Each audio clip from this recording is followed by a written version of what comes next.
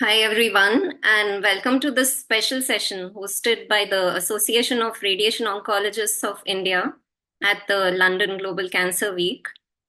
This year has witnessed some major developments and some potentially practice changing evidence in the management of cervical cancers, a disease that continues to be a significant health burden in India and across many low and middle income countries.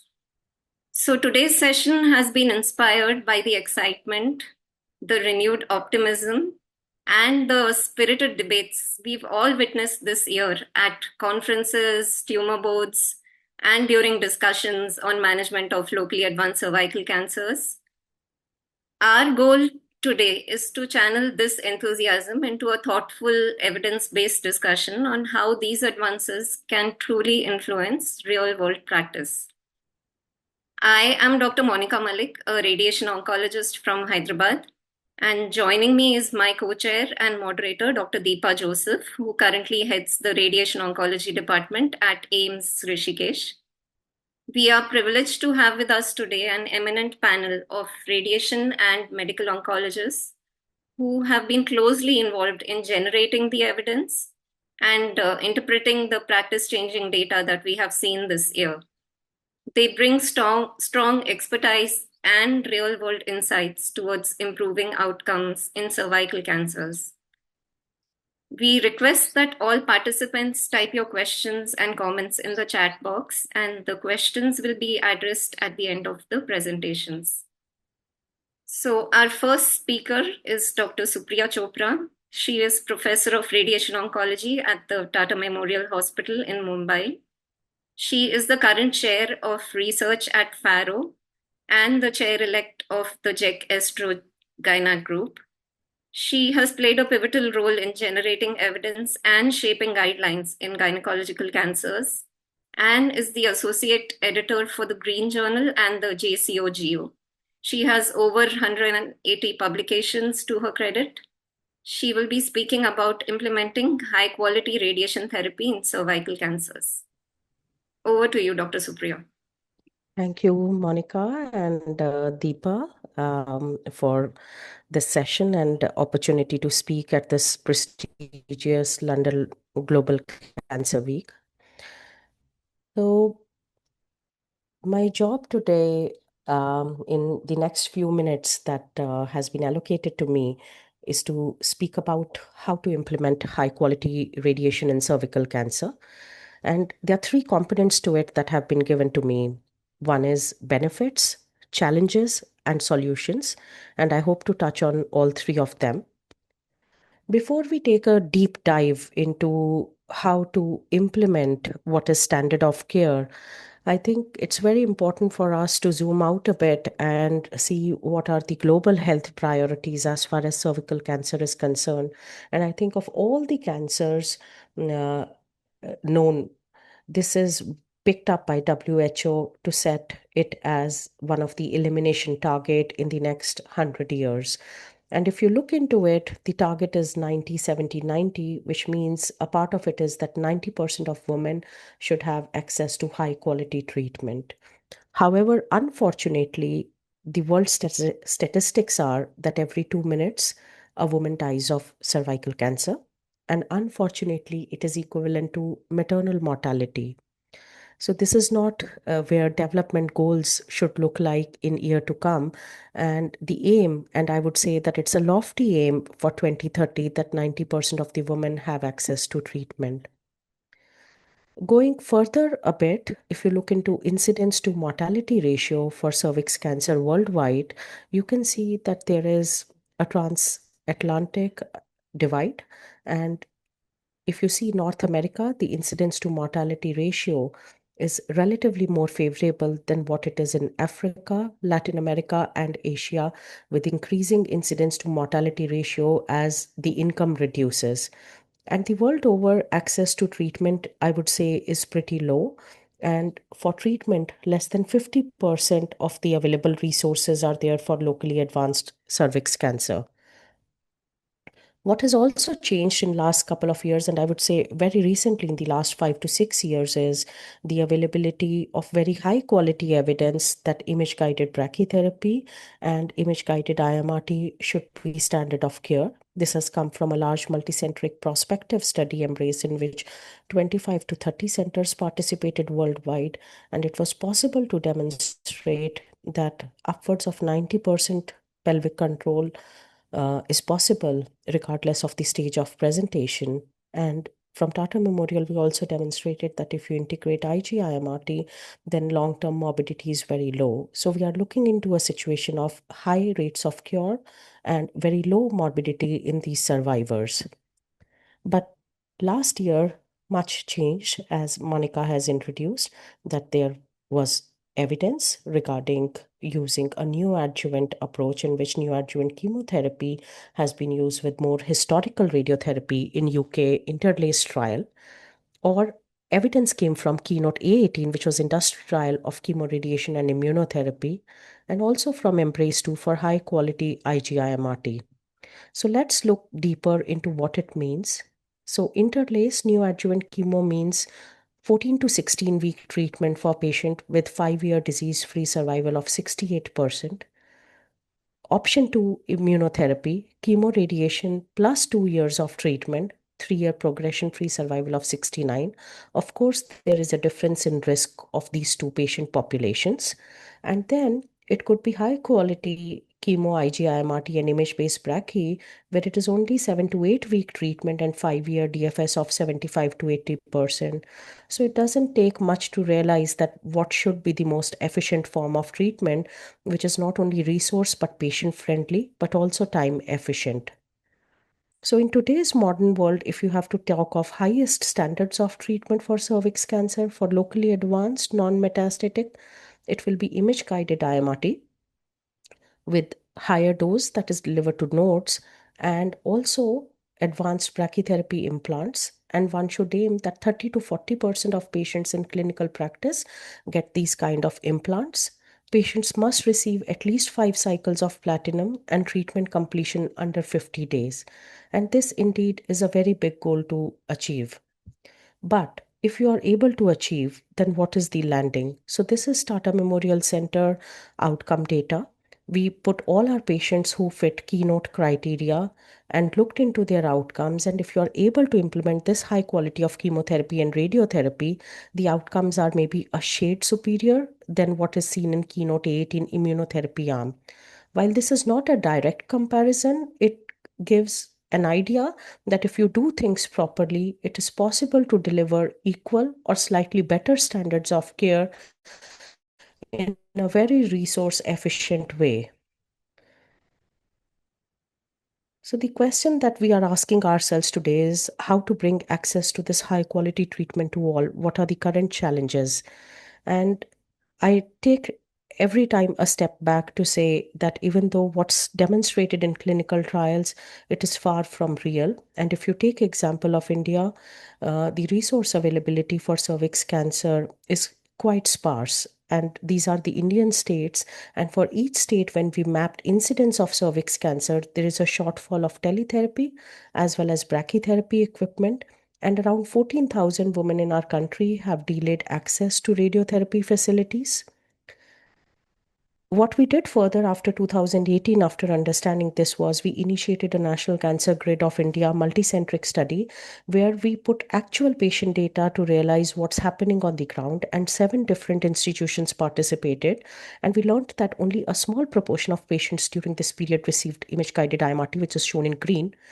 The transition towards image-based brachytherapy started, as you can see in green bar plots, that people started using volume-based prescription, but the use of advanced brachytherapy applications in these many of the leading institutions is around 7%, which is far lower than the expected 30 to 40% utilization of intracavitary interstitial. We also tried to find out that in our country, what is the overall treatment time? And this is 7 institutions from the country, 2019 to 22, 600 patients. And you can see that only few patients finish treatment in 50 days. The green plots are 50 days, yellow plots are 56 days. And if you just look into it, half of the patients in our country are completing treatment beyond 8 weeks. And if you look into chemotherapy deviations, only 30% receive cycles, 5 cycles of cisplatin, and another 25, 4 or more cycles. That means there is just 50% compliance to radiotherapy and chemotherapy. And even the existing regimen of chemoradiotherapy is not easily tolerated by all the patients. So one has to ask that if in real world the compliance is so poor, how are going to we combine with intense neoadjuvant or immunotherapy schedules which are born in outside our country where patients have maybe a much better performance status than what you see in low middle income countries. Building on to look into what's happening beyond India and in other parts of the world, we did a cervical cancer research network survey. And these are responses from 3 continents, 13 centers: Brazil, India, Vietnam, Pakistan, Bahrain, Egypt, Zimbabwe, and China. These were sites that treated more than 200 to 500 patients, which is high volume sites. And here also, the optimal radiotherapy availability utilization is 38%, and advanced imaging available only in 30 to 40% of sites. In an alarming way, through this survey, we also realized some things which are an eye opener, that 46% of centers experience unexpected machine shutdowns, 15% have delay in brachytherapy source replacements, 30% centers encounter cisplatin shortage. How are we going to deliver immunotherapy or intense neoadjuvant schedules? And 38% centers do not have access to advanced brachy-applicators. Only one of the CCRN centers said that it has access to immunotherapy, and 70% of the centers were very reluctant to implement neoadjuvant chemo because patients don't even tolerate completely concurrent chemotherapy. So the question with this, very different real world scenario is that how do we replicate clinical trial outcomes in the real world where cervix cancer is? So this is an activity and time-based costing that we did in our department to see what it would take to transition from simple historical brachytherapy to more advanced brachytherapy, which is in the last column, and not to go too much deep. To get the local control from 77 to 95%, it would mean 3 to 4 times increase in activity of the department and twice the number of staffing. And if we blindly implement transition to image guided brachy for all, there is 65% loss of treatment capacity within the departments, and people will be treating only 1/3 the number of patients, and that would lead to delay in overall treatment times and a detriment. So the question is, how do we close the access gap when there is equipment shortfall, expertise shortfall? So what could be practical strategies? So the first step that we took was to have a national position paper on how to transition the country into advanced treatments. And in this work that's published in Lancet Southeast Asia 2 years ago, we looked into impact that this transition would lead at a national level. And we tried to use Tata Memorial as a model where we used to do our entire treatment in 8 weeks, where patients received 5 weeks of external radiation, followed by 3 to 4 sittings of brachytherapy. We had some experience with using an alternate fractionation in early years of 2019 and 2020 within clinical trials. However, I would say it's a blessing in disguise that there was COVID pandemic where we had to treat many patients using otherwise rapid fractionation. So in our institution, as you see historically, we used to do 4 implants and deliver 4 fractions over 28 days. In COVID time, we started performing 2 implants and deliver 4 fractions. The afterloading machines worldwide are empty during the morning. And by adopting this procedure, that you perform procedure in the morning, treat patient in the evening, keep them admitted overnight and give a second fraction next morning, the unutilized afterloaders in the morning started getting utilized, which meant 100% of capacity escalation. It was very important for us to see if this fast regimen, which is also in chemotherapy terms dose dense, to see if it was equivalent. So from Tata Memorial Center, we put 1,000 patients treated with different fractionation together to see if this COVID-2 cohort, where we used single implant and two fractions, the outcomes were similar with what's published in the world. And at 3-year follow-up, we realized that the outcomes were iso-effective. And since that, this has been our standard policy. Now, what this does is 100% capacity upscale. And if we start applying to our country, instead of 4 implants and 4 fraction, 2 implants and 4 fractions, there is 110% gain in capacity. And many of our states, which were otherwise red, start becoming yellow and green, which means it's feasible with the available equipment to transition towards advanced techniques. Then in the next step, what we did was expand this India model to different countries in collaboration with IEA. And you can see in the study, Morocco, Philippines, Mongolia, and I can go on with the names, but 14 countries participated. And we mapped through actual patient data workflows in different departments. And through this, we came to a transition plan for 14 different countries for image-based brachy with their available equipment. And in this soon to be published analysis, you can see that many of these countries who could otherwise not meet brachy demand, many of them are under this line which says 250, which means that many of these countries can make a transition, but some countries cannot, which will need resource investment. The other step that we took was Department of Science and Technology India supported grant to test automation for radiotherapy planning to enhance workflows. And the first of that process was to start developing automated IMRT. And this was the initial paper that we published in 2019, where advanced IMRT treatments could be made ready in 45 minutes as compared to 5 to 6 hours. In the next step, we tested this model. We sent this model to Denmark and to Canada, and it was working equally well in patients with different ethnicity. Then we put this model into test against 69 expert physicists worldwide that participated in Embrace 2 study. And to make this long story short, gray is the automated model. And you can see that when this model is tested against best physicists in the world, it outperforms all of them, which means automation is very stable. And since 2020 in Tata, we have been into a fully automated workflow. Similar process has been followed for automated brachy, but we are yet to go live with that. But what we did was to test an automated brachy planning solution that was available from Netherlands in our patients. And when we compared clinical versus automated plans in a blinded way, we realized that 80% of the time, as a clinician, a person is likely to select the automated rather than a clinical plan. And if you implement it, there are sharp time savings for brachytherapy planning, which means if you integrate this automated algorithms, it can enhance workflows. So I would like to summarize the integration of AI by saying that there is a short span complete transition to IGIMRT that was done in our institution with integration of AI. It was the biggest jump in our workflow. And our next step is looking into automated contouring of normal structures and target. And that work is completed with manuscript in preparation for target contouring. So this may seem very distant and far to you, but there is a possibility to access these AI-based workflows for clinical practice. And for those of you who have logged in, I will invite you to visit this website. This is the QR code, which is www.igcrg.org, where this entire work of automated IMRT planning and brachy planning can be made available to centers within a clinical protocol who may want to transition themselves towards advanced practice. The third limitation is of human skill set.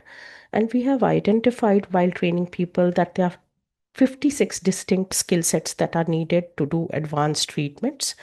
Without going into details, I would like to say that transitioning from simple brachy to this advanced interstitial brachy is not straightforward. It takes some learning, skill, not only in doing procedure, but contouring and treatment planning. And that skill gap can be covered by education. And when we evaluate all our trainees across these 56 sets, what we realized is that they are very good in doing procedures. They learn it very well. But then how to mark out the tumor and treatment planning, there is some education needed. And we adopt a heat plot into evaluating any patterns that are there in them which are in deficit. But we use this learning curve to model all our students of where in learning curve they are. And this is the basic proficiency, which is seen as, a horizontal line. And you can see that there is no plateau to that. So even though you hit basic proficiency by doing 15, 16 cases, but there is no plateauing of learning that is happening. That means skill set expansion is needed. And of course, we engage in a lot of research and collaboration and do a lot of training programs to train people. And you're most welcome to visit Tata Memorial Center or any of the other allied institutions for the same. So I would like to conclude the talk by saying that evidence that high quality RT is the backbone of efficient cervical cancer treatment is mounting. But evidence generation to implementation is a very long journey. Innovative, structured, objective solutions with impact analysis is needed, and one should be open to innovations in other fields and continue to generate objective implementation data. And as we are speaking in London Cancer Week, I was very tempted to conclude by saying that, we should not just mind the gap, but close the gap. Thank you very much for your kind attention. Thank you, Dr. Supriya, for that insightful presentation. So you clearly demonstrated the crucial role of advanced radiation techniques and the optimal dosing in improving outcome of patients. At the same time, you also highlighted the real world challenges and probable solutions also. So we will take up the questions at the end. A quick reminder to the participants that you can type the queries in the chat box and we'll take it at the end. So we'll move on to the next speaker. Our next speaker is Dr. Umesh Mahantshetty, Director of the Homi Baba Cancer Hospital and Research Center and Professor of Radiation Oncology at Visakhapatnam. He's an expert for establishing ICMR and ISRO guidelines for cervical cancer management and the ICRU 89 report on GYN brachytherapy. He is also a faculty of ISRO School for GYN Radiation Oncology and Advanced Technologies teaching courses, IAA training activities, and the director of ARO ISRO course in India. He will be speaking on the evidence and practical applicability of neo-adjuvant chemotherapy in cervical cancer. Over to you, Dr. Umesh.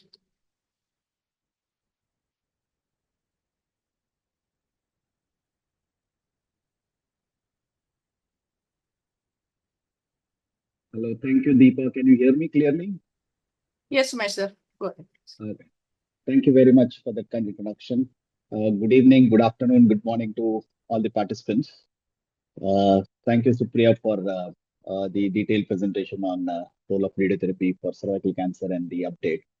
I've been given the mandate of dissecting out the evidence on neo-adjuvant chemotherapy, especially the induction chemo, in the light of recent evidence and its applicability in clinical management. So this is the overview of the role of chemotherapy in cervical cancer. What I mentioned here is concomitant chemoradiation in radical setting, then of course neo-adjuvant chemo, then in recent past immune check inhibitors, and then also in the adjuvant setting. But what I've highlighted in blue is what I'm going to discuss in detail in this presentation over a period of a couple of minutes, 10 to 15 minutes. To set the ball rolling of the evidence, I show this MRC meta-analysis, which was published when I became faculty at Tata Memorial Center way back in 2003 and early 2004, which showed in detail IPD meta-analysis of 21 randomized trials of neo-adjuvant chemotherapy for cervical cancer. And essentially, Sir, they were can I interrupt you, Umesh, sir? Can you just Yes. come a bit close to the mic? Your voice is little. Okay. Now it's better? Yeah. Is it better? Yeah. Okay. So this was the meta-analysis of individual patient data, which was published in way back in 2003 by MRC, and essentially looked at two comparisons, which are shown in this slide. Let me go through the first comparison. The first comparison was neo-adjuvant chemo followed by surgery versus radiation. Couple of trials with 800 odd patients. Most of the patients were early stage 1B and 2. And what they showed was that the neoadjuvant chemo followed by surgery, plus or minus adjuvant radiation, had some benefit over radiotherapy alone. However, there are a lot of limitations in these trials, limited number of patients and events. The radiotherapy dose was suboptimal. Chemoregimens were not modern, and there was lack of concurrent chemoradiation as it was standard of care way back since 1999. Then came these new trials, so-called contemporary trials. These are the two trials which addressed the role of neoadjuvant chemotherapy in early cervical cancer. One was EORTC 55994 study, and the second one was the neoadjuvant chemotherapy study from Tata Memorial Center, where I was involved. So the designs of both the trials are more or less same. Early stage 1B to 2A to early 2Bs. 600 odd patients were randomized to neoadjuvant chemotherapy in the form of paclicarbo versus radical chemoradiation. And in patients who received neoadjuvant chemo, underwent radical hysterectomy with the primary oral endpoint of overall survival at 5 years. On similar lines, our neoadjuvant chemo study from Tata Memorial Center, which was presented in ESMO plenary and then subsequently published in JCO 2018. And the inclusion criteria were more or less similar to what EORTC also had planned. And our hypothesis was that there will be an increase in 5-year disease-free survival in favor of NACT surgery arm by 10% absolute difference. However, what we reported was that the standard arm chemoradiation was in fact superior to neoadjuvant chemo followed by surgery in form of disease-free survival, significantly better in favor of concurrent chemoradiation. And what we concluded in our study was that the hypothesis of improved outcome with neoadjuvant chemosurgery was not proven, and for that matter, concomitant chemoradiation with weekly cisplatin resulted in significantly better DFS as compared to neoadjuvant chemotherapy and should be considered as the standard of care for patients with 1B to 2B cervical cancers. And if neoadjuvant chemotherapy followed by surgery has to be offered, then it should be offered outside of the clinical routine practice, only in a research setting. So our strong conclusion was that concurrent chemoradiation should be standard of care in locally advanced cervical cancer. So with this, I close the chapter of use of neoadjuvant chemotherapy before surgery in early operable or borderline inoperable cervical cancers. Let's move on to the second comparison. And the second comparison was to see whether we can improve the outcomes of radical radiation therapy, which was implemented for many, many decades in locally advanced cervical cancer. And this was addressed in this meta-analysis in 18 trials, 2,000 odd patients. Majority of the patients, 2/3 of the patients were stage 2 and stage 3 with a decent follow-up of 5.7 years with lymph node status not known in 60%. What they reported was there was no survival benefit whatsoever, either overall survival or disease-free survival or locoregional disease-free survival or metastasis-free survival. So there was no advantage of utilizing neoadjuvant chemotherapy before radical radiation therapy in these trials. And one of the major criticism of this meta-analysis was that the test of heterogeneity was significant across the trials. What it means is the comparison was of apple to orange and not apple to apple.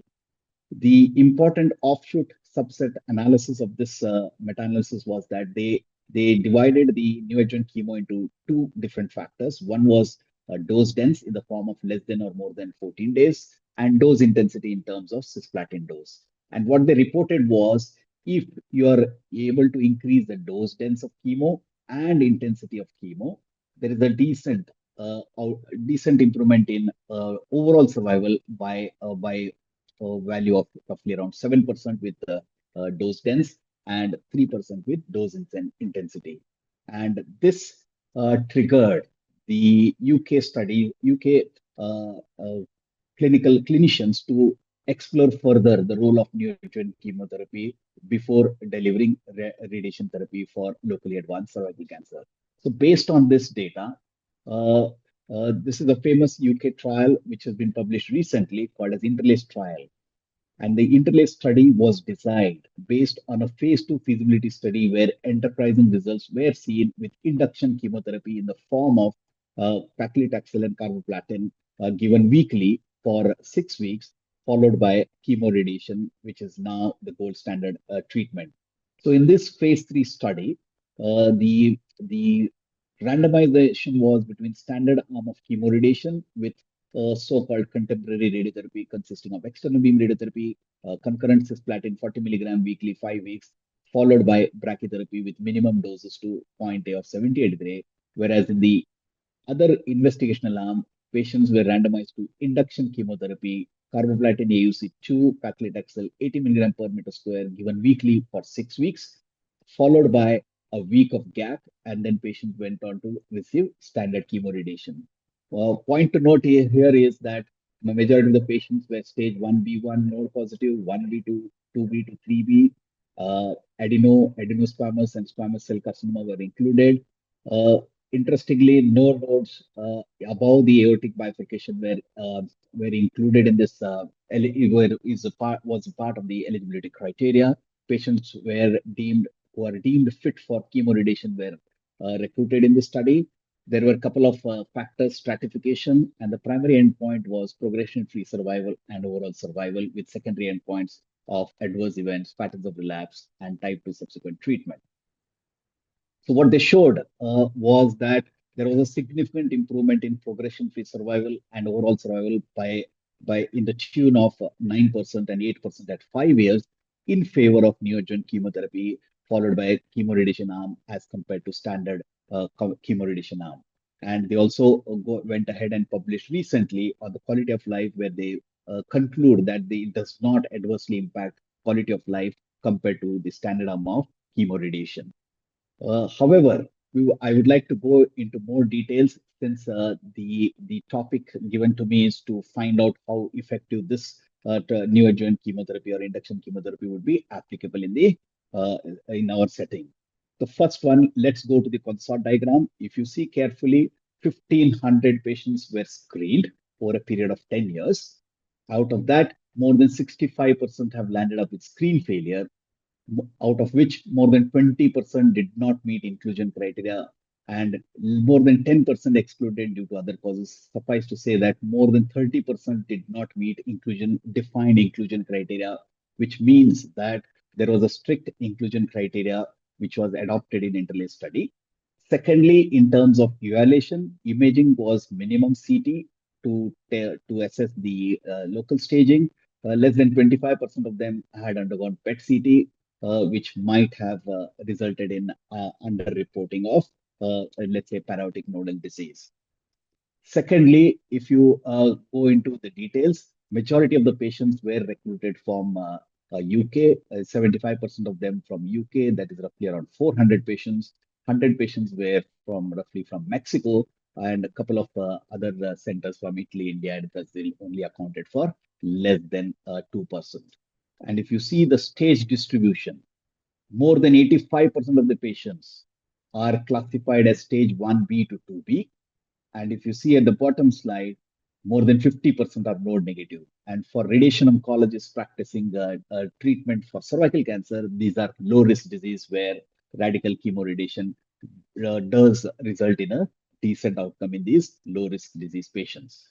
Coming to compliance to chemo, in patients who received induction chemotherapy, there was 16% poor compliance to induction chemotherapy. Acute hematological grade 3, grade 4 toxicities reported in induction chemotherapy arm was 30%. And out of this 30%, 24% occurred during concurrent chemoradiation. That is second half of the treatment, versus 13% in the concurrent chemoradiation arm.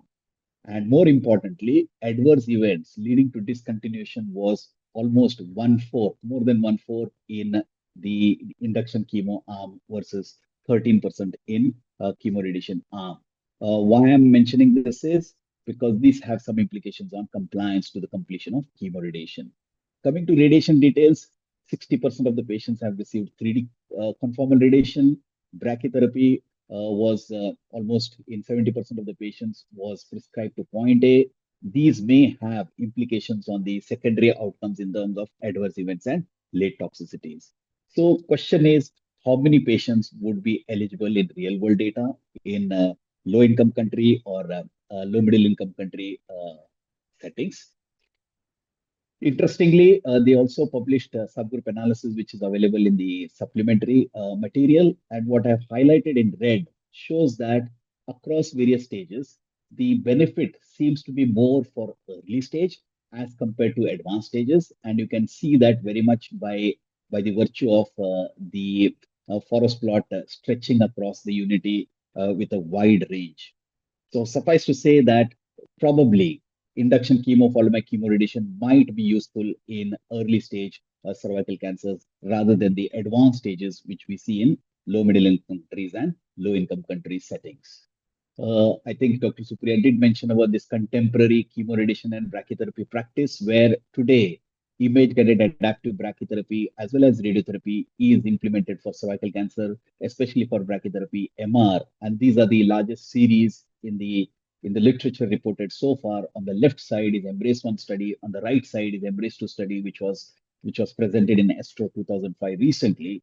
And what it shows is an excellent outcome in terms of not only local control, but also a decent improvement in overall survival and disease-free survival in Embrace 1, and overall survival of 82% at 5 years in Embrace 2, and progression-free survival of 73% at 5 years in Embrace 2.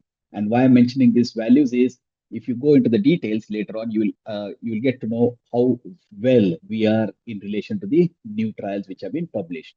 Having said that, this is a slide which shows our experience at a new Tata Memorial Hospital, which is located at East Coast of India, where systematically we implemented image-guided adaptive brachytherapy, not with MRI, but a combination of pre-brachy MRI and a CT with brachytherapy applicator. And what we showed recently, we presented it in World Congress Brachy last year. And what we show here is with a median follow-up of roughly 3 years, the outcome data is as enterprising as Embrace 1 and Embrace 2 in terms of survival as well as local regional control. Suffice to say that if you are able to implement some form of image-guided radiotherapy, whether it is external beam or brachytherapy, the outcomes are going to be better in patients with locally advanced cervical cancer. This is just a slide to show a descriptive comparison of interlace on the left, which is highlighted in the blue, and on the right is on the top panel is Embrace 1, on the bottom panel is Embrace 2. And what I'm trying to show here is that progression-free survival is similar to Embrace 2 when you compare the new induction chemo followed by chemoradiation arm of interlace, which is roughly around 73% at 5 years. However, if you see the overall survival is slightly better in Embrace 2, that is 82%, as compared to 80% in induction chemo followed by chemoradiation in interlace arm. In Embrace 1, the overall survival is 78%. So more or less, Embrace 1, Embrace 2, and interlace, the study arm of neo-adjuvant chemo and chemoradiation, more or less, these outcomes are similar. We went ahead and also wrote this editorial in the International Journal of Gynecological Cancer, where we did a descriptive comparison of the interlace arms by arms and compared it with Embrace 1 outcome. And what we showed was that as shown earlier, the outcomes are more or less matching. Suffice to say that it is not unreasonable to conclude that some amount of suboptimal radiotherapy, which was implemented in interlace study, was compensated by offering weekly neo-adjuvant chemotherapy or induction chemotherapy in patients with locally advanced cervical cancer.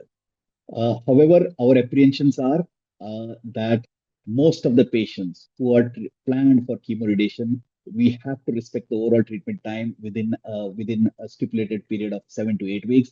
And Supriya did mention in her slides that this is the most important prognostic factor, and it is very difficult to achieve in a setting of concomitant chemoradiation. So you can imagine what would happen in low middle income countries and low income countries if induction chemotherapy in the form of paclitaxel is offered to these patients. So we have a feeling that induction chemo before chemoradiation will only lead to prolonged oral treatment time. It may reduce the compliance to concomitant chemo. There's a potential to increase the cost of treatment, including the supportive care which is required if patient lands up with acute, especially hematological toxicities. And if you do not use appropriate radiotherapy techniques, then you may have a potential higher morbidity in these patients. Secondly, compliance to weekly chemotherapy in low-income countries and low-income countries itself is compromised. So you can imagine what will happen if you start implementing induction chemo followed by chemoradiation. So finally, we feel that induction chemo followed by chemoradiation needs further validation in low-income countries and low-middle-income countries. To summarize, the top panel shows that more or less concurrent chemoradiation therapy is a standard of care in early stage, and induction chemotherapy followed by chemoradiation. The interlace study is positive in favor of induction chemo, but it needs further research in settings where locally advanced cervical cancer seen in highest numbers in various settings. But I would like to conclude that contemporary chemoradiation, including image-guided adaptive brachytherapy, is the standard of care in low risk. And in high risk, if we want to achieve a decent outcomes over and above this contemporary chemoradiation with IGBT, we need to definitely explore further research in the form of induction chemo or explore use of immune check inhibitors based on the next presentation. I would like to draw an attention, and we would like to request you to participate in this survey where we are trying to see what are the waiting lists, what are the burden of cervical cancer, what are the workload in your clinical practice, and what are the quality indicators for external beam and brachytherapy, so that we can come up with some strategy to see how we can implement contemporary radiotherapy and chemo, as well as try to see whether we can do some research with induction chemotherapy followed by contemporary chemoradiation and improve the outcomes, especially in locally advanced high-risk cervical cancer seen in most parts of the world. With this, I would like to thank you for your attention. Thank you very much. Thank you, Dr. Umesh, for those critical insights into what is now becoming rapidly a very contentious topic, and it is sparking intense debates on how to manage these patients. A quick reminder to all participants, please type your comments and queries in the comment section. And we will move on to the next speaker, which is Dr. Senthil Rajappa. He is a senior medical oncologist at the Basavatarakam Indo-American Cancer Hospital and Research Institute in Hyderabad. He will be discussing the evolving role of checkpoint inhibitors in locally advanced cervical cancer, including issues of access and sustainability in limited resource settings. Over to you, Dr. Senthil. Good evening, everybody. Thank you, Monica, for this invitation. I'll, in the next 15 minutes, try to summarize my thoughts on balancing innovation and sustainability when it comes to using immune checkpoint inhibitors in cervical cancer. We will not go into metastatic setting or this later line setting. We will confine our discussion today to the locally advanced setting. Now, if you ask me, is it an innovation? Absolutely, yes. It's clearly a very successful innovation. Why am I calling it a successful innovation? Because like what you see on your slide, it's indicated in all stages of cervical cancer now. The locally advanced setting, the relapsed metastatic setting in the first line based on improved survival in the Keynote 826 study, and also in the later lines for relapsed metastatic disease, especially in patients who have a PD-L1 CPS of 1 or more. So irrespective of which setting you're talking about, there's an improved overall survival, an endpoint that you typically cannot dispute much for the use of immune checkpoint inhibitors. Now, this is something that Supriya and Umesh very nicely portrayed. What have we had so far? We started with concurrent chemo radiation therapy. I'll never forget that year, 1999, because that's when I joined my DM. For 25 years, we really didn't have much success. And then came the interlace. With all its criticisms, problems, shortcomings, I have to still say that that's one of the interventions that has shown improvement in overall survival. Implementing it, toxicities, everything is contentious, but we cannot deny the fact that it's an intervention that has shown overall survival benefit. I'm sure we'll discuss about this. What's happened in the 25 years is excellent improvements in radiotherapy. Again, both of them very nicely showed you about all the things that have happened over the years and how outcomes have improved just with better radiotherapy in the absence of any improvements in systemic therapy. What has happened with medical oncology treatments in 25 years? This is what has happened. We have been unsuccessful with adjuvant. We have unsuccessful with neo-adjuvant, and any additions to concurrent has really not led to improved disease-free or overall survival benefit. So 1999 to 2003, this is the first jump that we have had. And then came the Bahubali movement as far as locally advanced cervical cancer is concerned. We added to radiation and cisplatin immune checkpoint inhibitor. And this is the design of the study, something very similar to the interlace study in terms of patient inclusion population. But remember that this enrolled a set of patients who were at higher risk of getting the disease back. So if you had 1B2 or 2B, you had to have lymph nodes that were positive. 3 or 4A could be enrolled even in the absence of having lymph nodes.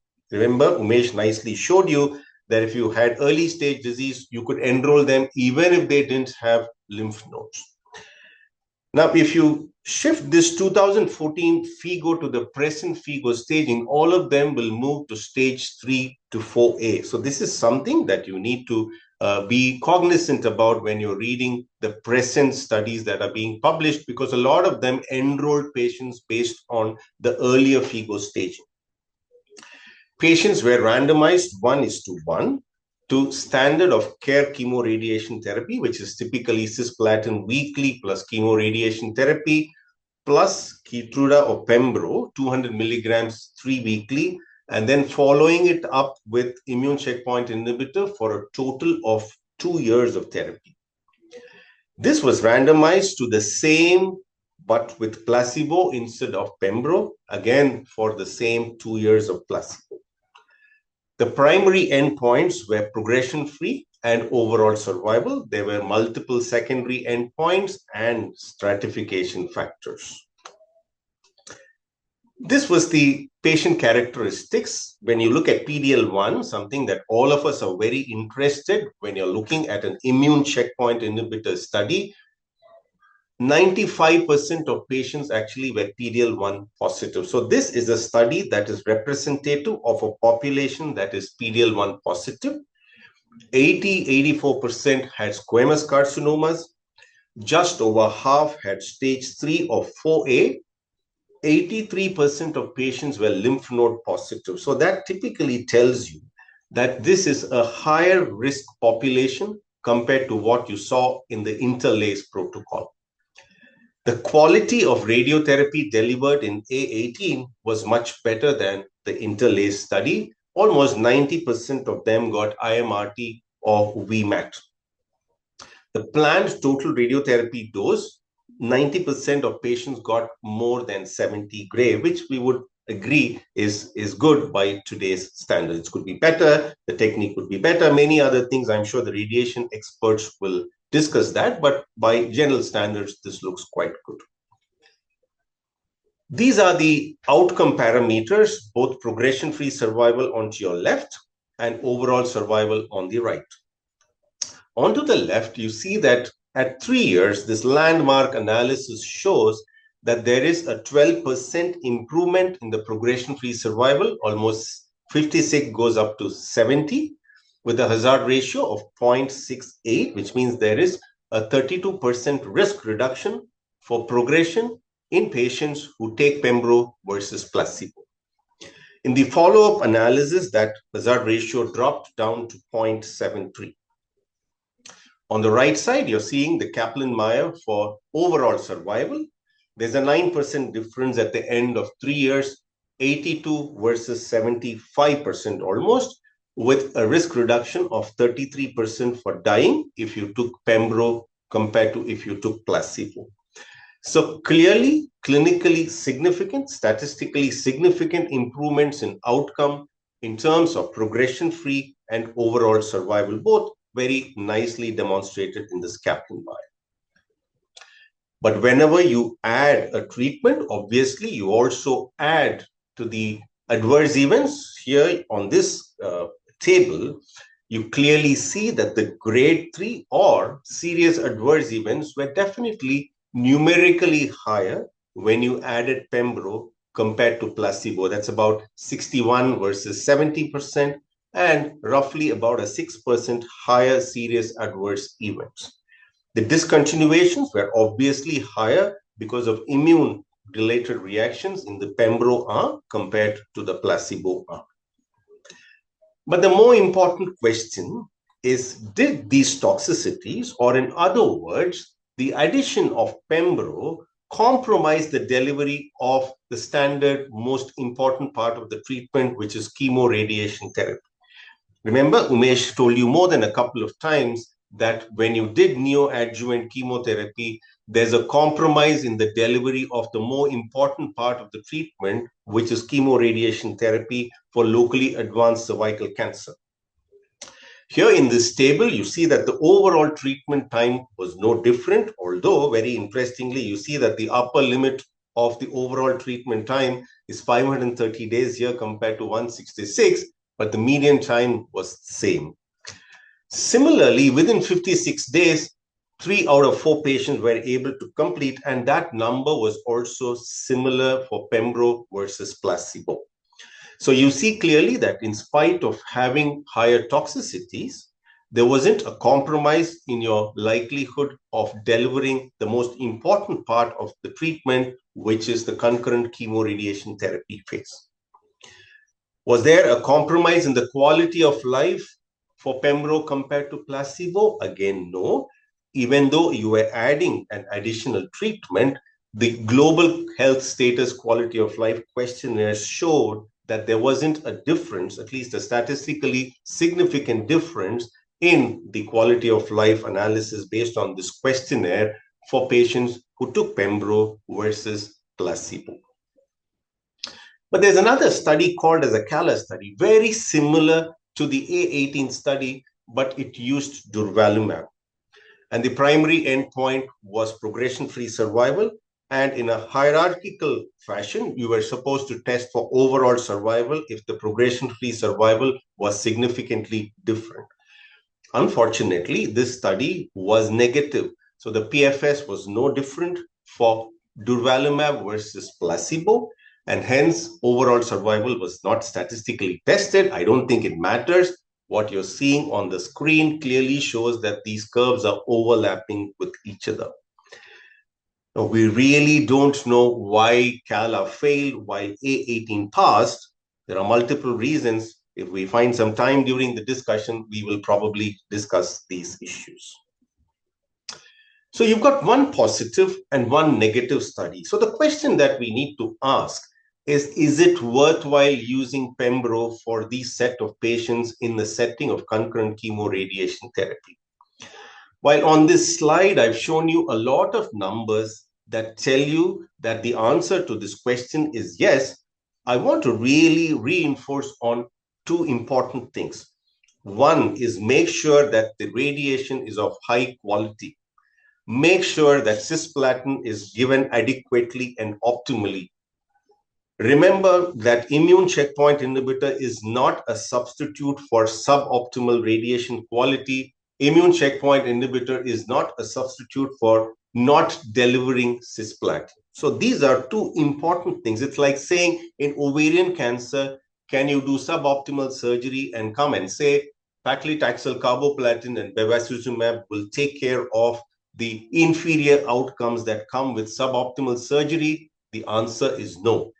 Similarly, immune checkpoint inhibitor will not compensate for suboptimal cisplatin and suboptimal radiation therapy. So forget about all the immune checkpoint inhibitors that I'm going to talk to you about today. Make sure that you do these 2 things properly.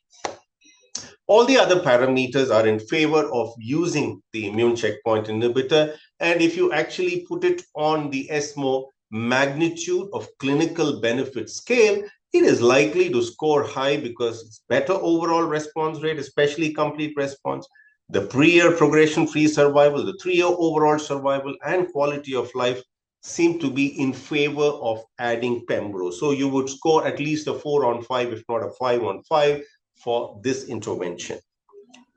The more important question is it value for money? And I think it depends upon whom you're asking to. Is it for the system? Is it for the individual? Is it for the rich one? Is it for the not so rich one? I think the answer to that question might be different depending upon whom you ask, whether that patient has got access to high quality radiation therapy and so on and so forth. So that's a question for which you can't have a yes, no answer. But in general, it's likely to score high on value because it's better in terms of all of these parameters. So the moment you're talking about difficulty in terms of affording an access, the first question that comes to our mind is, are there clinical subgroups that are likely to benefit more to the intervention, which is Pembro? So let's try to look at this forest plot and dissect through this data. The first thing that you see here on the left is with respect to age. You see that patients benefit irrespective of whether they are less than 65 or older than 65. But you see something very interesting happening here, that when it comes to overall survival, the point estimate for the elderly lady actually shifts to the right of unity. Does this mean that when these patients come back with disease, they kind of end up dying earlier? We just don't know the answer to this question. This is quite surprising. I don't have a good explanation, but to say that they die earlier. But the more important question is, did they die of the disease? Did they die of some other reason? At least I couldn't find the reasons for this. So that's one very interesting, rather for me, a curiosity in this forest plot. The second question is again on the left, that you see that the white population in this study had a better PFS. But when it comes to overall survival, you see that the point estimate is almost kissing 1. Now, what's the explanation for this? One of the explanations could be that the majority of these patients had access to an immune checkpoint inhibitor when they progressed. So one of the interpretations could be that you don't use it at the time of diagnosis of locally advanced disease. You can actually salvage these patients if you use the immune checkpoint inhibitor later. Is that right? Could we do that? I would not do that, because you need to put your best foot forward when you're treating these patients. Because remember that when they come back with disease, a significant proportion will not be fit for treatment because of various reasons. Immune checkpoint inhibitors need to be used endlessly, which is more toxic. It's much more expensive. And then the question of whether you need to use bevacizumab in the advanced stage setting comes in. So it's not easy to put these patients through treatment again endlessly, saying, I will treat them when they get the disease back. I will be able to salvage them. My personal opinion is that you should be using it early during the course of the disease, prevent a relapse, rather than treat them when they relapse with a similar intervention. Again, there seems to be some differential benefit. 1B2 to 2B with lymph nodes positive. Remember that this is slightly different from the interlace. Here, if you had 1B2 to 2B, you needed to have lymph nodes positive, pelvic or para-aortic. It seems to be that in spite of that, the benefits for these patients seems to be lesser compared to if your patient was stage 3 to 4A. In fact, interestingly, the approval is for patients with 3 to 4A and not 1B to 2B. Okay. Now, again, we can discuss whether that is appropriate in terms of intervention. But when you're trying to choose a set of patients who are likely to benefit more, your resources are limited, then you're likely to choose the 3 to 4A. So for me, there are a lot of curiosities on this forest plot, but does it help us to choose one set of patients over the other for this intervention? The simple answer is no. All of us likely to say PD-L1 positive patients are likely to benefit more, but this forest plot or the subset analysis does not tell you so. So don't do a PD-L1 in order to choose patients for this intervention. As I said, 94% were positive for PD-L1. So it's a useless marker to choose your patient for this intervention. And then a very important outcome parameter, how many would you push below the poverty line when you use A18? It's going to be a significant proportion. So we need to be very prudent when we are choosing this intervention. But is innovation coming with a cost? Now, what I'm showing you on the left side is that 2023 to 2028 spending trend for novel new therapies is likely to almost double. $223 billion is going to become $409 billion. And 95% of these new therapies are likely to cost more than $1 million a year. Not something that you and me can afford, leave alone our patients. So how do you balance this? You could do value-based pricing. That means depending upon the value in terms of benefit and everything, the cost needs to be capped at some place. If you get benefit out of the treatment, you pay for that treatment. If you don't get benefit, you don't pay. You'll be surprised to hear that, but there are some countries where this has already been implemented. That means benefit-based payment or pricing. Risk pooling, together you take a good insurance, something like what is Ayushman Bharat, although Ayushman Bharat probably does not provide you with A18, but it's something very similar. Prioritized use, if you have 100 rupees, try to see how best you want to use that 100 rupees. Public procurement, something that the National Cancer Grid is doing in order to negotiate with these drug companies, get these drugs for a cheaper cost so that it can be accessed by more people from our part of the world. So we are moving towards a time when it's going to be more and more difficult to access these therapies, and some of these are, some ways of doing this. Specifically about A18, the question is, do we need 2 years of therapy? Probably not. In fact, this is the only locally advanced disease where you're doing immune checkpoint inhibitor for 2 years. I certainly think you don't need.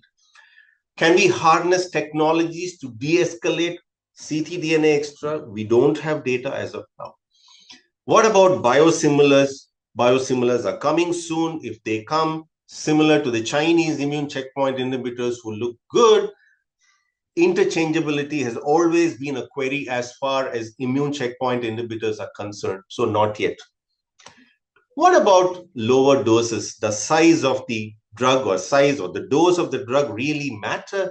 It's a very intuitive question to ask. Can we do it at lower doses, lesser frequencies? There's data in head and neck cancer. There's some data in lung cancer, but I did search for data in cervical cancer. I didn't find any data, or there's hardly any data for low-dose immune checkpoint inhibitor. It's not been tested adequately. Again, we could discuss this during our discussion. So finally, how do you balance sustainability? I think there isn't one answer to this question, but let's do a bit. Let's all of us try to do whatever is possible from our end: subsidy, lower doses, lesser frequency, shorter duration, and more importantly, collaborate between centers to try and get some meaningful answers in order to implement this very innovative strategy, which has actually led to improved progression-free and overall survival. And finally, if you cannot access all of this, it's perfectly all right. Do good quality radiotherapy, do cisplatin, because I strongly believe that the best treatment is what your patient can take. There's no point in talking about things that cannot be done in your center or things that your patient can't take. So remember this very important statement: the best treatment is what your patient can take. Thank you so much, and I'll hand it over back to the organizers. Thanks so much. Thank you, Dr. Senthil, for outlining the evolving role of and challenges in the use of checkpoint inhibitors in cervical cancer. So with that, we will now move on to our panel discussion. Now we have seen 3 different types of interventions, and we'll just explore how these evidences can be effectively applied to the real world scenario. So, Dr. Supriya, you have nicely covered the challenges with implementing advanced RT techniques and the gaps between the guidelines and real world practice. And what practical steps can we take to improve the quality and consistency of both EBRT and brachytherapy in cervical cancer? in the challenges that we currently face, could you suggest some practical points and workflow adjustments in the treatment planning and the strategies that can realistically enhance outcomes? Thank you, Monica, for that question. So I think we are in a unique situation, and this National Cancer Grid of India, guideline implementation study that we started was actually to see what we had made in guidelines and what's happening at the ground level. So our first cohort was this data collection cohort, and second will be implementation cohort. The centers which participated, many of them actually do have access to advanced brachy equipment. And the major thing is streamlining their workflows, because radiotherapy planning takes time. It is human staff shortage and time shortage that is coming in between while managing huge caseloads. And as I've shown in our discussion, one, working towards changing fractionation and adopting automated pathways. So as I said, since 2020, we are into fully AI-based workflow for EBRT, and there is no reason why that cannot be adopted by many centers with, of course, few manual checks during implementation. And second is work to come for automation, because these are two clear pathways to enhance. And of course, there are third set of institutions which don't have resources, which don't have training. So there, I think cost investment is needed, and how much of the scale up has happened nationally in many centers who are able to do is through a lot of donation of equipment through corporate social responsibility. So it's not only the government funds that we are looking at, a huge scale up in applicator equipment has happened through there. So I think if there is sufficient motivation, transition is possible. Yeah, thank you. Yes, so it looks like there is improvement and advances are happening. Maybe the pace of progress is a little slow.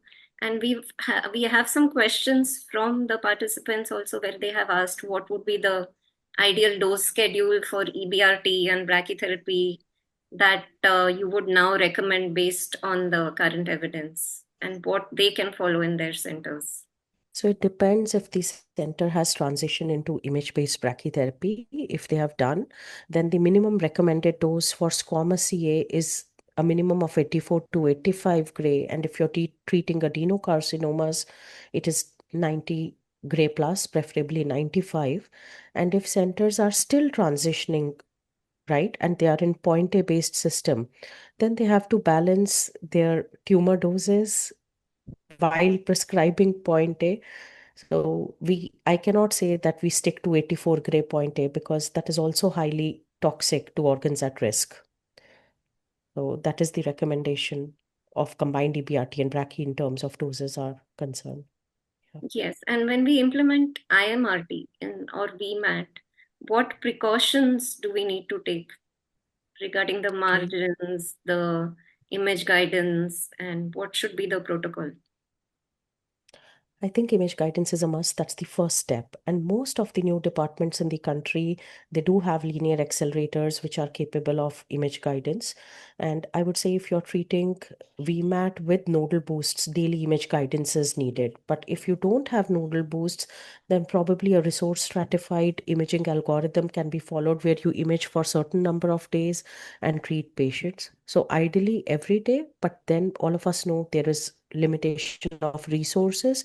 So departments can have their protocols where most intense imaging goes to node positive patients and a lesser intense imaging goes to node negative patients, provided they have used sufficient internal target volume margin for planning. And I can reassure you, we had this big concern when we moved to Embrace 2 that in India, patients have larger tumors, smaller margins. It will be a problem. We don't have any marginal recurrences, and we are into a 5-year follow-up now. I shared similar concerns when we were moving into VMAT, that how will these tight margins translate? Yeah, thank you. Thank you for those helpful points. And finally, could this risk adapted, response adapted, and volume adapted EBRT and brachytherapy with an individualized high precision radiation possibly also help preserve immune effector lymphocytes and enhance anti-tumor immune response? I think that's a different question. Embrace 2 is not an immune preserving strategy, because with the risk adaptation, when you are high risk, the treatment portals are relatively larger. They are not kind on immune preserving. So we are actually now doing a fully funded study which is looking into immune profile interaction with different radiotherapy. So as of today, most of the data is speculative, and government of India has funded some grant money to look into that. So hopefully there will be answers, but not now. They are not there. Yeah. Yeah, thank you. So probably more exploratory at this point, but something that is worth looking at. Dr. Mesha, I would like to ask, you actually highlighted all the potential pitfalls of interlaced style neoadjuvant chemo followed by chemoradiation. So I would like to ask, since they have excluded the paratic nodal patients from their inclusion criteria as such, so what is the current practice you are doing for those patients who are having paratic lymph node positivity? So for paratic node positive identified on CT scan or a PET CT, we follow Embrace 2 protocol. And if you see the Embrace 2 protocol, we have a risk adapted approach for nodal disease. And if there are patients who have paratic nodal disease up to the renal hilum, then we usually go for extended field radiation with IMRT, IGRT. And we also would implement a simultaneous integrated boost to the gross nodes which are seen on the scans in the paratic as well as pelvic nodes to a dose of 55 Gray, 25 fractions, which is equivalent to 60 Gray EQD2. And based on that, then we would go ahead and treat these patients with image-guided brachytherapy, if not MRI, but at least CT. Having said that, in low and middle income countries, we also see a lot of high disease burden in terms of large volume nodal disease in the paratic regions. We have been practicing neoadjuvant chemo in such patients, giving 2 to 3 cycles of 3-weekly paclitaxel, and then assess the response after 3 weeks and see which patients have done well in terms of response. More than 50% response or near complete response are the patients who would filter out and treat them with radical intent of extended field radiation with IMRT, IGRT followed by brachy. If the patient's response is not favorable, then these patients would be deemed palliative and they would go ahead with further chemotherapy. Having said that, as Dr. Senthil mentioned, that probably after 25 years in cervical cancer, after 1999, the induction chemo, interlace, as well as the Keynote A18 are the only trials which have really shown potential benefit in outcomes with whatever has been mentioned in a randomized trial. So I'm excited about use of these immune check inhibitors in these high-risk patients who have high nodal burden disease or stage 3B or 4A, where we need to really venture into go and do more research and find out what would be the magnitude of benefit in these subgroup patients, which was published in Keynote A18. Okay, thank you. So probably we have we have to explore the role of immunotherapy also in this group of patients that we would like to. So in the real world setting, what fraction of patients are truly appropriate candidates for induction chemotherapy? So if you ask me in my center, none of the patients would go for induction chemo. Having said that, at least I know a couple of centers who are part of the research group who have been, we have been discussing. I had this meeting in Cape Town. I had a discussion with a lot of these Embrace study centers, where majority of the centers who feel that they can treat these patients with contemporary chemoradiation, they would not venture into interlace, including majority of the centers in UK today. So interlace implementation probably is going to help in centers where they have high volume, high volume high volume of patients, where the bottleneck is to start chemoradiation on time. Having said cancer is, and I have a feeling that they would compromise. Cut short the answer. I think that needs to be tested in definitely low middle income countries and low income countries settings. So that brings to my other question. I was just about to ask you, like, since we have a waiting list for starting our patients on radiotherapy, so do you think we can utilize induction chemotherapy, or is it going to affect the concurrent chemoradiation part? And so should we differ from starting induction chemo on such patients? So if you have a waiting period of anywhere between 2 to 6 weeks, and historically, in majority of the centers in India, we have been waiting for starting chemoradiation for 4 to 6 weeks for many, many years. And we have treated them with chemoradiation without much compromise in the outcome. Giving induction chemotherapy in low middle income countries and low income countries itself is a challenge. I'll give an example. If the patient is in Tata Memorial Hospital and patient is coming from Bihar, they cannot stay in the city every week to come for chemotherapy. The compliance to even weekly chemo will be compromised in such patients. If you have an opportunity to do research, definitely you should venture and find out what are the hurdles in implementing interlace like protocol in your setting if you have a long waiting list. And I can bet that at least 40 to 50% of the times you will not be able to start concurrent chemoradiation by week 7 in these patients. And this experience comes from one of the largest trial we did in Tata Memorial Center, where we randomized patient to radiation alone versus chemoradiation in 3B patients, where we showed that 45% of them actually land up with some acute grade 2 more than or equal to grade 2 hematological toxicities during concurrent chemoradiation. And we know how much supportive care these patients would require to complete the planned schedule of chemoradiation. So in that setting, I would strongly suggest that it should not be routinely practiced. Rather than you could do a feasibility study, phase 2 study, and find out what is the compliance to completion of concurrent chemoradiation after giving induction chemotherapy in your settings. Thank you. We will move on to the interesting immunotherapy segment now. Before Monica starts firing her questions towards me, I just want to share our experience of interlace, which we have actually published. So our enthusiasm for interlace has actually gone down since the time that we look back at around Twitter.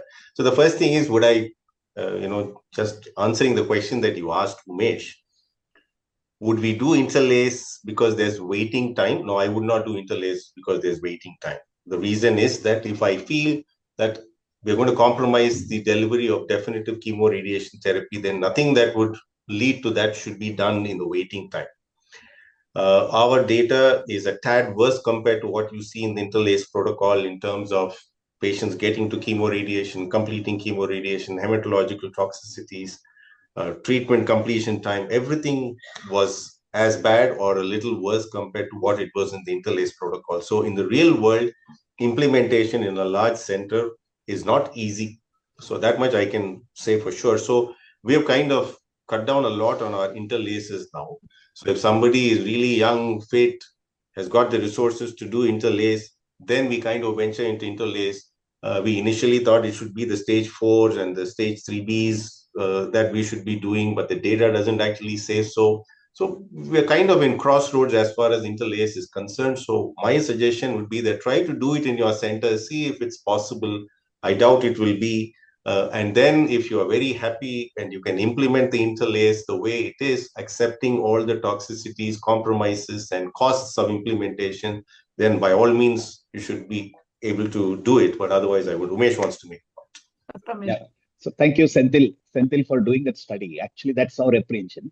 But what I would rather suggest everybody when they ask me this is, utilize those 4 or 5 weeks to improve the general condition of the patient in terms of hemoglobin, in terms of albumin, and get her fit for concurrent chemoradiation so that the best outcome can be given to these patients. Go and ask them to get some money and come back. Anyway, I do agree. So it is a challenge to implement. No doubt about it. So thank you for sharing that experience. And we are seeing similar concerns being raised by the audience in their comments where they've said that many patients are not able experience toxicity, default treatment because of toxicities, or sometimes because they just feel better after taking induction and they feel they don't need any further treatment, and it can actually lead to more treatment delays. So point well taken that it is not easy to implement in the real world. And additionally, it was very restrictive, the inclusion criteria in the study. So perhaps the highest risk patients, the node positive or paratic node positive, and the stage 3 were not included. As stage 3 was an exclusion criteria, stage 3B less than 10%. So not very applicable to real world settings. There is a question which either Dr. Supriya or Dr. Umesh can take on the role of hypofractionation IMRT in Ca cervix. And what is your recommendation? How does it fit into the treatment of locally advanced cervical cancer? And also, what would be your preferred approach for a bulky stage 4 disease? Do you want to go ahead first? You go ahead, Umesh. Go ahead. Okay. So currently, hypofractionated radiation for external beam radiation in cervical cancer is in a research setting only. It has not been implemented like fast forward or any other site in the body, for the simple reason that we do not have sufficient data for saying that hypofractionation works in a radical setting. In a palliative setting, it has worked wonders. But in radical setting, we are yet to explore that. And we are, at the moment, we are doing a research phase 2 study where we have recruited 100 patients, where these patients have undergone hypofractionated radiation with 2.5 gray per fraction in a phase 2 study in our center. But it's a strict IMRT IGRT protocol where we are trying to make sure that the dose delivered to small bowel, the rectum, the sigmoid is controlled in a way which has been planned. Having said that, it's early premature to tell that it works in clinical practice, but I would encourage if some really should do it in a clinical research setting. Thank you. Thank you. And there are a few other questions on the dose, which I think Dr. Supriya and Dr. Umesh have covered in their presentations. So we will move on to Dr. Senthil. And one major question is the negative results of CALA or even atazolac, both in cervical cancer in the concurrent setting, were actually concerning and disappointing. The Pacific 2 in non-small cell lung cancer was another negative trial.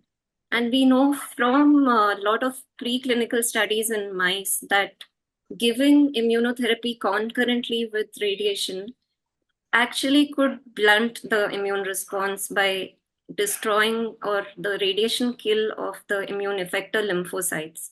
So do you think concurrent is the best approach, or should we be exploring alternative sequencing?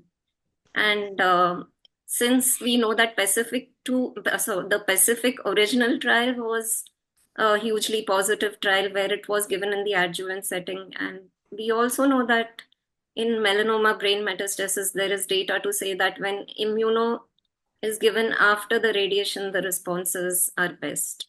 So what would be your opinion? So, And Monica, as much as you will tell us some theories as to why it should not be given, I can tell you enough theories to say why it should be given. So I think it depends upon which school of thought you belong to, whether you belong to the concurrent or the sequential group.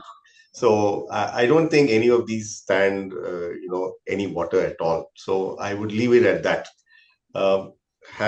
Why did the Pacific 2 fail? I think there are enough reasons why the Pacific 2 failed. We'll always find reasons to explain why we failed. Big tumors, central tumors, more squamous. Interestingly, it was not more radiation pneumonitis that made Pacific fail. It was because of hemoptysis, infections, and things like that. there were lesser PD-L1 positive patients. So I don't think we should get into why something failed. Third question, is this something that we are seeing repeatedly with immune checkpoint inhibitor studies? 5 studies in adjuvant RCC failed, only pembro passed. All studies very similar, right? Metastatic head and neck cancer, pembro, Neo passed, pembro failed. So I think this is not the first instance where you're finding that the similar setting, one immune checkpoint inhibitor failed, but the other passed. One strategy working versus the other failed. I think at the end of the day, you have a strategy in a randomized study which has passed the test. It's given you better PFS and better OS. I don't have to explain why it succeeded. I may want to explain what CALA failed. It took a slightly lesser risk set of patients. There were probably more patients who were PD-L1 negative. There was hierarchical testing. So there are enough reasons why you can explain why CALA failed, and you can keep discussing till the cows come home, but you will never, ever be able to explain exactly why CALA failed. Didn't get any responses at all. So I think we should move on instead of asking the question as to why somebody failed, and look at the fact that somebody has passed and then ask the question, how is it that you can implement a success in your clinic and see that your patients do better? Because there are just no clear explanations based on scientific proof that this is why an intervention failed and something that passed. So I wouldn't really buy any of those theories to say that it should be given this way, it should be given that way. You spoke about lymphopenia. One of the reasons why Pacific 2 failed, they think, is because it caused more lymphopenia because larger volumes were radiated, and so it could have caused lymphopenia. Any number of explanations that are there, but we do really know the truth. We just don't know the truth. So I think we should leave speculations away and then move forward. That's my, thought when somebody asks me a question as to why one failed and the other passed. Right. So we probably don't know the best strategy of the combination yet, and it perhaps makes sense to explore different combinations, different sequencing, and different doses as well. And so building on your point about PD-L1, there are a couple of questions and comments asking why would you not recommend doing a PD-L1 or a CPS in these patients? Because it doesn't benefit doing it. So another question is that to Dr. Umesh or Dr. Supriya, in the light of Embrace 2 results, do you think there was a suboptimal radiotherapy technique that was used in A18 or interlace that would have affected the results in those trials?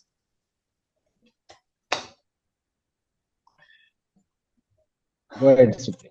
Dr. Supriya, would you like to, or Dr. Umesh? Before that, I will just like to make a comment on this PD-L1 positivity. BioEmbrace was a academic study, unlike CALA, and PD-L1 positivity was 20%. And there were a lot of questions regarding the clone used. And we recently published a cross-clone comparison also. It's stable with the different type of antibodies used. So I think we still have to understand PD-L1 a bit.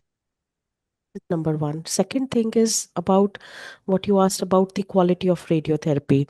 I think keynote A18, one can argue 100 times that the quality of radiotherapy may not be up to the mark, but it's not poor if you have 60 to 70% doing IMRT.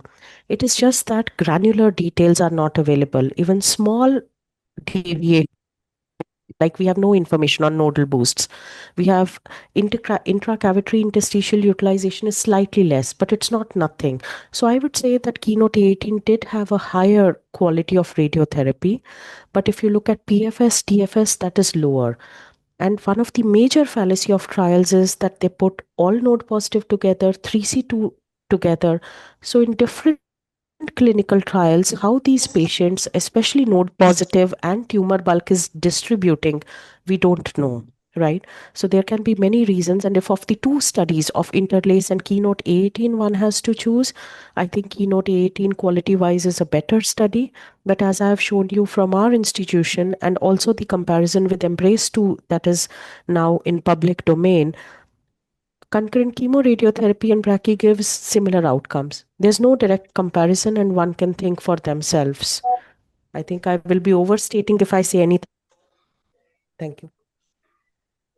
And Right, so I think I kind of agree. So we just really don't know if you layer A18 on top of high quality radiation therapy, will there be a benefit or not? We just don't know the answer to that question. You could argue both ways. You could say, I'm doing super with my excellent radiation therapy. I don't need anything on top. I can still argue and say, you're still not curing 17% or 20% of patients. There's still something that you can do on top. And is it immune checkpoint inhibitor? We just don't know the answer to that question. But I want to make this point clear since I spoke about immune checkpoint. Don't forget good quality radiation and cisplatin. This is something I want to say again and again. It is 6:59. So if you want to go back with one message from this, webinar, go back home saying that you will do high quality radiotherapy. Make sure that cisplatin is delivered optimally. Anything on top of that, can you do? If the answer is yes, go ahead and do it. So that's what I would say. I just thank you. wanted to And add. there's- I just Sorry, wanted please to go add, on. Senthil. I think that's a perfect message.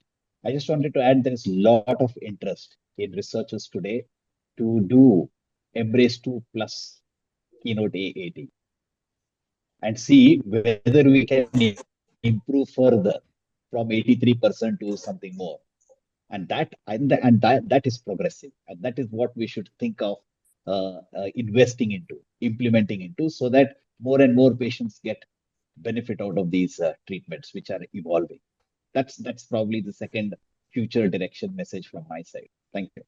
In fact, there's an A18 plus interlace that's going on for your kind information. So imagine what a bomb it's likely to be.